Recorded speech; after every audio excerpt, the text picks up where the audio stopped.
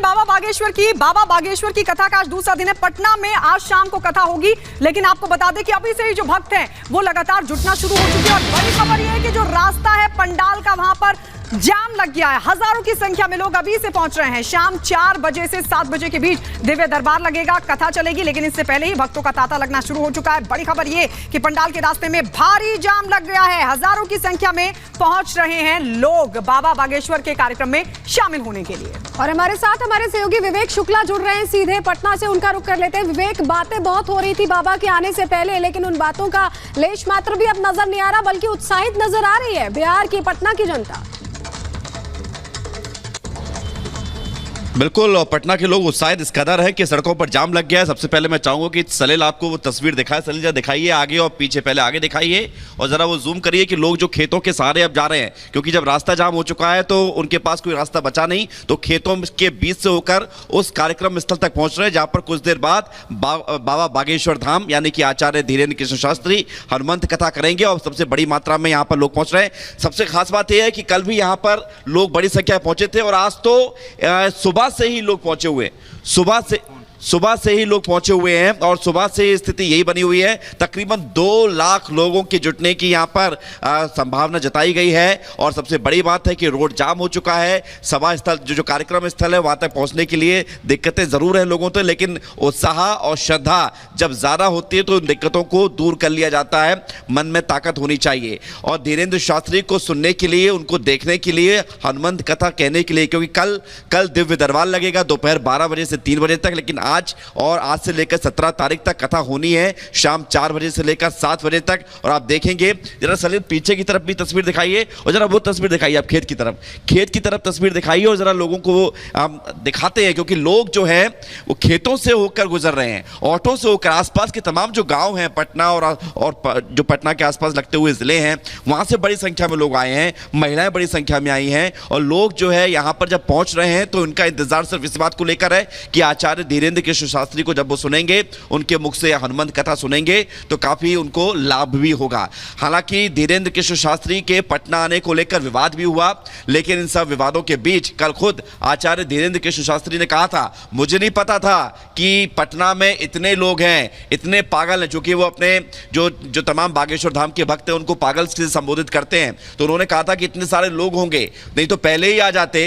लेकिन अब आप देखेंगे कि बड़ी संख्या में, जरा सलील वो तस्वीर दिखाइए, वो जो दूर से लोग जाते हुए नजर आ रहे हैं ग्रुप में, क्योंकि वहां पर आप देखेंगे खेत का सहारा लेते हुए पैदल ही चल पड़े हैं, क्योंकि यहां से तकरीबन जहां हम लोग इस वक्त मौजूद हैं, हम भी वहीं पहुंच रहे हैं, तकरीबन 3 से 4 किलोमीटर का डिस्टेंस है यहां से, लेकिन लोग सुबह से यहां पर पहुंच रहे हैं और अभी भी लगातार लोग आ रहे हैं। आसपास के तमाम जगहों से लोग यहां पर पहुंच चुके हैं। लाखों की संख्या में लोगों के जुटने की यहां पर संभावना है। हनुमंत कथा हो रही है बागेश्वर धाम के प्रमुख आचार्य धीरेन्द्र कृष्ण शास्त्री के द्वारा और 4 बजे से लेकर 7 बजे तक कथा चलेगी, लेकिन उससे पहले लोग वहां पर पहुंचकर अपना स्थान ग्रहण करना चाहते हैं। और सबसे बड़ी बात है, जिस तरह से हमने बात भी की है तमाम नेताओं से, आरजेडी के खास तौर से, उनका कहना था कि जो संविधान के विरुद्ध बात करेगा उसका विरोध किया जाएगा। बाबा बागेश्वर धाम आचार्य धीरेन्द्र कृष्ण शास्त्री ने कल हिंदू राष्ट्र की बात एक बार फिर से दोहराई थी। उन्होंने कहा था कि देश हिंदू राष्ट्र है, बस घोषणा होना बाकी है और सभी लोग जब मिल जाएंगे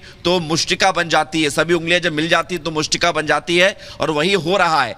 तो आचार्य धीरेन्द्र कृष्ण शास्त्री देश में लगातार हिंदू राष्ट्र घोषित करने की मांग भी कर रहे हैं, लेकिन उनके समर्थन में जो लोग जुट रहे हैं वो ये बयां करने के लिए पर्याप्त है कि लोग कितना उनको पसंद करते हैं, कितना उनको सुनने के लिए यहां पर पहुंचते हैं। मेरी नजर जहां तक पहुंच रही है तो यहां से मैं देख पा रहा हूं तकरीबन हजारों की संख्या में लोग समूह में खेतों से ही उस सभा स्थल तक पहुंच रहे हैं, उस कार्यक्रम स्थल तक पहुंच रहे हैं, जहां पर कुछ देर के बाद आचार्य धीरेन्द्र कृष्ण शास्त्री हनुमंत कथा करेंगे।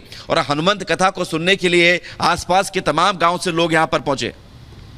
बिल्कुल, तो विवेक तस्वीरें दिखा रहे हैं, देखिए किस तरीके से लोग चारों तरफ से बड़ी संख्या में वहां पहुंचे हैं। विवेक, सुरक्षा व्यवस्था क्या है, क्योंकि आतंकी अलर्ट भी जारी हुआ है?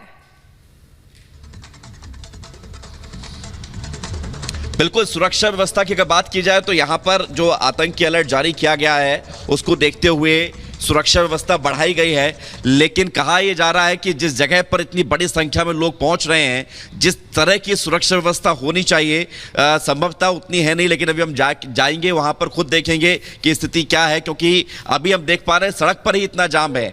ऐसा लग रहा है कि जैसा आयोजकों को इसका अंदाजा नहीं था कि इतनी बड़ी संख्या में लोग यहां पहुंच जाएंगे और फिर ये इस तरह की व्यवस्था हो जाएगी। लेकिन लोग यहां अभी भी पहुंच रहे हैं। अभी देखिए वक्त तकरीबन 2:30 बजने का हो गया है और सुबह से ही लोग यहां पर पहुंच रहे हैं। महिलाएं बड़ी संख्या में यहां पर पहुंच रही हैं, लोग यहां पर पहुंच रहे हैं, ऑटो में सवार होकर पहुंच रहे हैं, आसपास के लोग यहां पर पहुंच रहे हैं। आतंकी खतरे का जिसका जिक्र आपने किया गायत्री, ये खतरा तो यहां पर है और इस खतरे को लेकर अलर्ट भी जारी किया गया है। इसको लेकर तमाम पुलिस प्रशासन की टीम यहां पर मौके पर मौजूद है और स्थिति को संभालने के लिए दूसरी तरफ कोई अनहोनी ना हो, इसके लिए तमाम प्रयास भी किए गए हैं और कोशिश की गई है कि ऐसी कोई स्थिति ना पनपने पाए जिससे कि कोई अनहोनी या कोई अशांति जैसी स्थिति बने।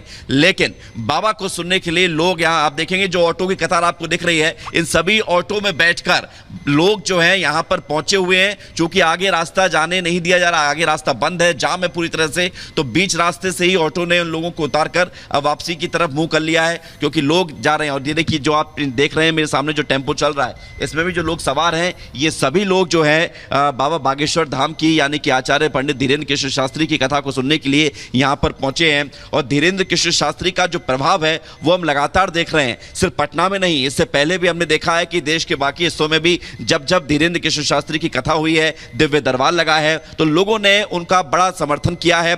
लोग उनको बहुत पसंद करते हैं, उनकी बातों को सुनना चाहते हैं, अपनी अर्जी लगाना चाहते हैं, अपने बारे में जानना चाहते हैं, अपने कष्टों को दूर कराना चाहते हैं, बागेश्वर धाम से जो है वहां पर जाके अर्जी लगाना चाहते हैं। और यही वजह है कि लोगों को लाभ हो रहा है, लोगों को फायदा हो रहा है, इसलिए लोग यहां पर पहुंच रहे हैं, लोग यहां पर जुट रहे हैं, लाखों की संख्या में लोग यहां पर